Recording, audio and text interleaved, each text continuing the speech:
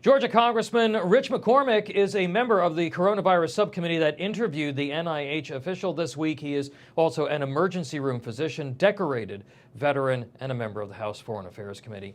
Congressman, you were there. What were your biggest takeaways from that hearing yesterday? Well, that somebody's lying, obviously, when you have different officials in different capacities saying that we did have gain of function and somebody else say we did not have gain of function. What we know is this. Despite all these years of research, we know that it came from the Wuhan area. We know that we've never found a reservoir in the animal that sustained itself. In other words, if it is transferable in an animal species, it would still be there. Despite China's Herculean efforts to isolate it in an animal species, they have not. Therefore, the only place it could have happened is in a facility that they were actually admitting now that they were doing gain of function testing, one that was funded, at least in partiality, by our government, by NIH. And that these grants that were actually requested by Dr. Daszak had something to do with that. Whether he wants to mince words and pretend like he didn't know, whether he wants to deny us access to logbooks, which maybe he doesn't even have access to, which he said he did in the grant. And then he was late. He still has not produced those logbooks that are required that actually give us those evidences. He is lying essentially to Congress. And that's what we're trying to lay out the groundwork for is if somebody's not telling the truth, then there's an obvious deduction of reasoning that's not being fulfilled by his reporting process, by his grant. That's why he's no longer being able to be funded. But he needs to be held accountable, along with Dr. Fauci, which we'll have in front of us pretty soon. But Congressman, President Trump cut off EcoHealth Alliance because of this controversy.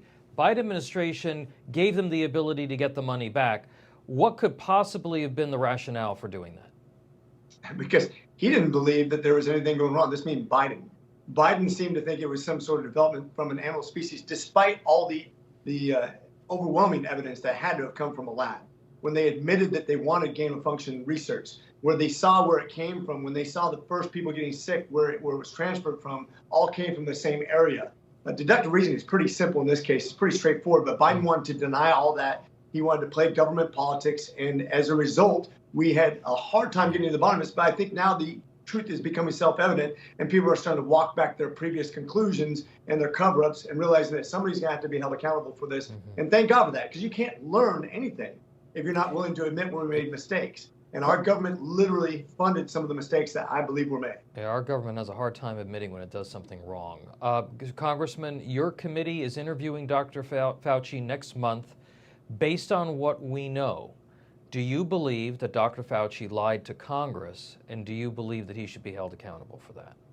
I do believe on the evidence that we've seen that he has lied to Congress, and we'll try to lay out very, very sequentially where that came from and why he's mincing words, why he's trying to deny what the definition of gain of function is. And we'll basically nail him down to all the things he said, all the emails that have been released since that time, the tens of thousands of pages of emails that I don't think he ever thought would come out that they were using in their civilian accounts that we can now have access to and actually expose the truth. All right, we're going to leave it there, and we're certainly going to be watching that congressional hearing. That's a big one coming up at the beginning of June. Congressman Rich McCormick, thank you so much.